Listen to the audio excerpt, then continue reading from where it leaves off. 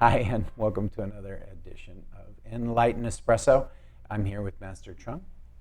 Sir.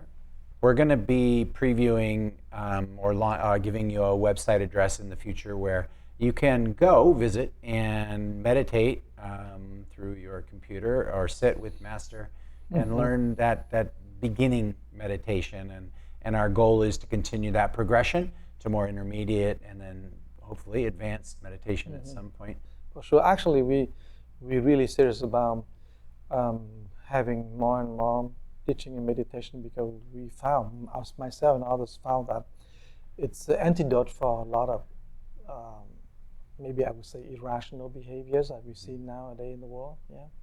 Well, and I should mention you're doing, or a lot of your followers are coming from around the world soon to do 2 weeks away.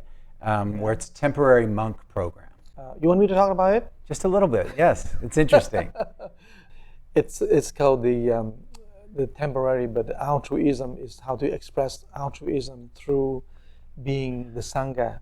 And the Sangha here is the monks and the nuns. So the community. The community. And usually we have about 200 to 250 monks and nuns. And what they do is they get up very early. They do meditation, they do exercise, and they do learning, and then they go to lunch, and then they repeat. But the whole point is how to be as the mendicants, as the monks and nuns. You do nothing else except you just dedicate your life purely and practice to, we call, refine your thoughts, your mind, and be in the such an environment that you have to dig deep. Because you can't go anywhere, you can do anything, dig deep. And so this two week is very intense. People interact and we have fun for sure. We can talk, but not like you go down the world, but maybe in the mountain. And this time it's in Big Bear up there.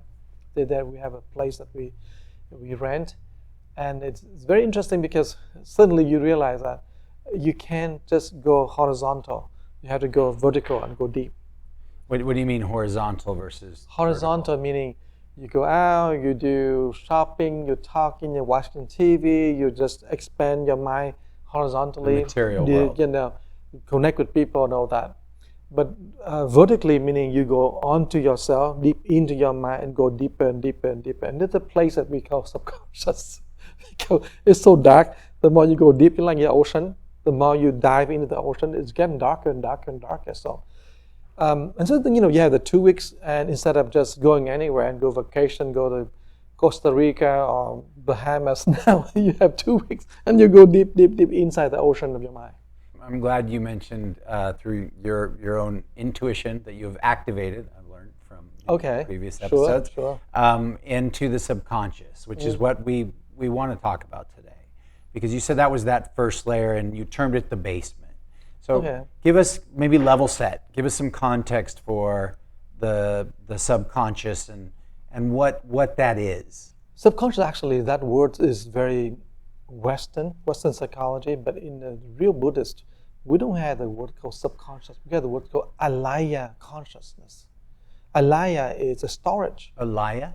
Alaya consciousness. Alaya consciousness meaning the storage consciousness. That meaning it's like the basement now. We throw everything into the basement. So storage consciousness meaning you put everything in there, everything you think, you feel, you interact, and you just simply, all the energy is stored inside. And whenever you do... Is that good energy? Is that because it feels like boxes you're going to need to unpack everything. At some point. You throw everything in there, good and bad. Things that is you not aware of it, but you're doing it, as a cause. So everything's... If you do something, then the energy force always store at the bottom of the consciousness, that basement we call the Alaya consciousness storage. And so it's always there in form of the energetic seeds, we call seeds. And that seed will manifest when the time comes. So we call cause and effect. So for example, you have a thought, I'm going to hit that man. But that's a thought, that's nothing real.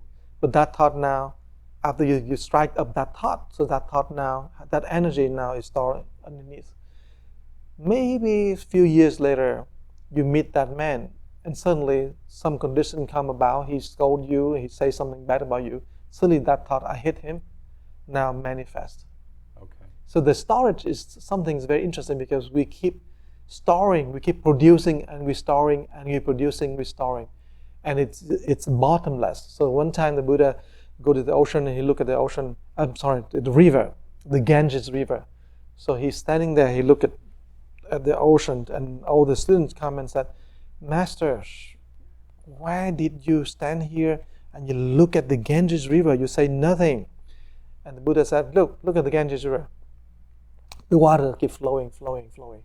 But you never see the bottom. You only see the surface. And of course, the water, they keep flowing, and you never be able to see how fast the drop of water flow from here to there. It go into the future, and you never catch it. But the worst is, you can never fathom the bottom of the river. The water getting darker and moving differently, and you don't know. And he said, that is the Alaya consciousness down there. You can't even see it. You can't even know it. That's the basement. Mm-hmm. And now we call basement. Now we call subconscious.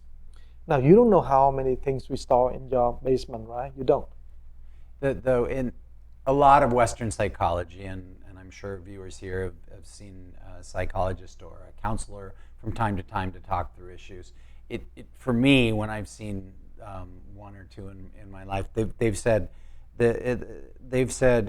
okay, let's talk about your childhood. Let's talk about your past. Right. And I'm trying the to storage. understand. It's the storage. It's that subconscious. Right. But it feels to me like there's almost so much emphasis on the subconscious that you're not working on the now and the future. I guess I'm asking, how would a Buddhist monk view that perspective? Okay, so it is right out from the Buddhist practice. And that is, if you remember, we talked about the basement, and then the first floor, and then the terrace, the top floor.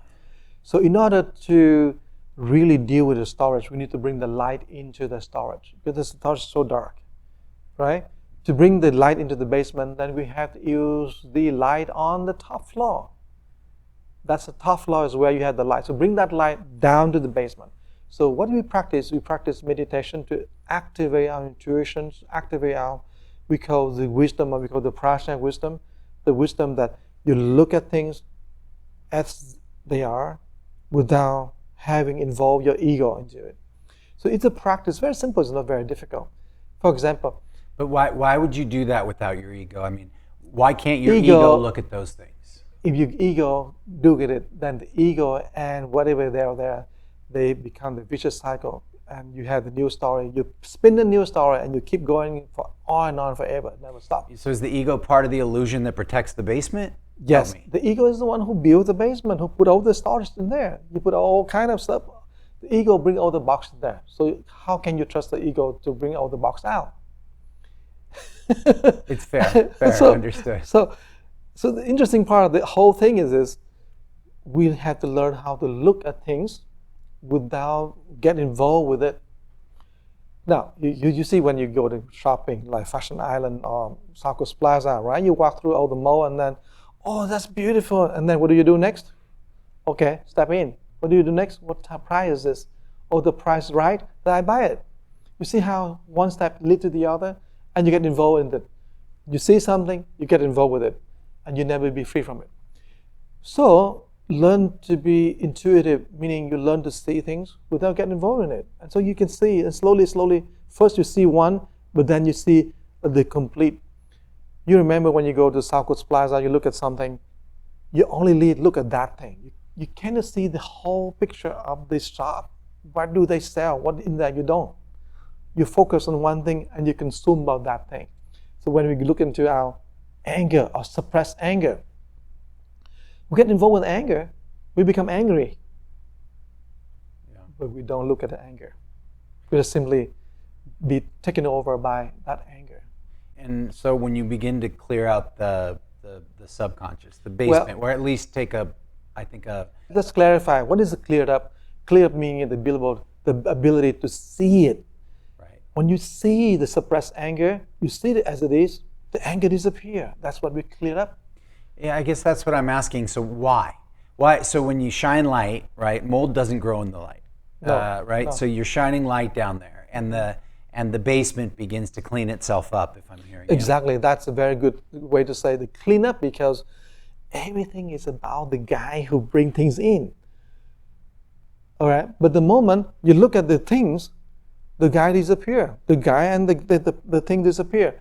Otherwise, you are the guy who brings things in. So the light itself it's very, we call, paradoxical.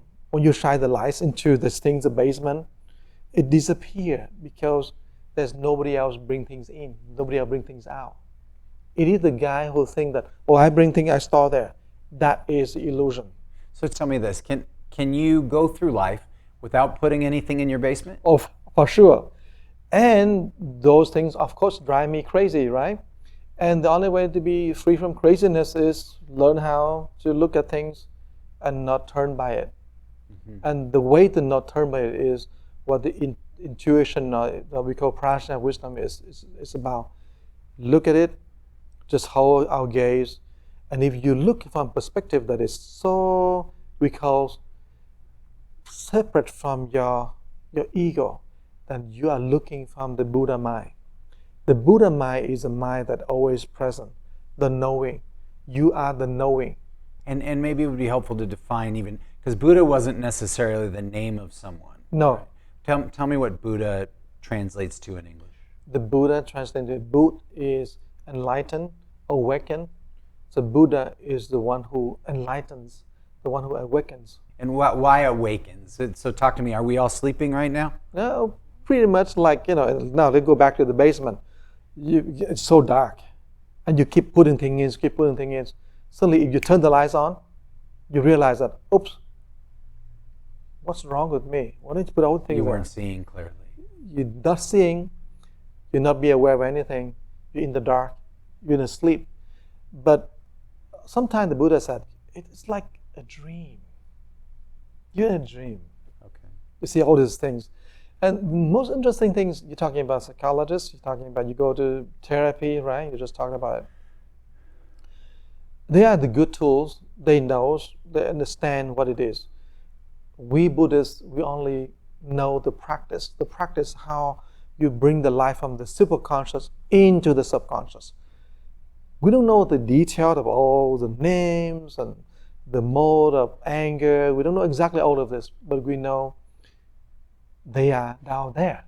And we know how do we bring the lights, that's the practice, how to bring the light above into the bottom. And so, as I grew up in this country and learned about psychology, I really like that psychology offers very good tools, help the Buddhists. So, you know what box you bring in, the name of the box, and you know who bring in. But psychologists probably, they do very best to help us that much. But the Buddhists take another step. Hey, let's try the light to see that it's just a dream. It's just an illusion down there. There's no box. There's no person who carry the box. As we begin some of the meditation portion of this series, will we begin to shine light if we meditate down into the basement? Exactly. That's what we do. Okay. Yeah. The point is this, when you shine the lights, and I shine the light, we have a different set of boxes down there.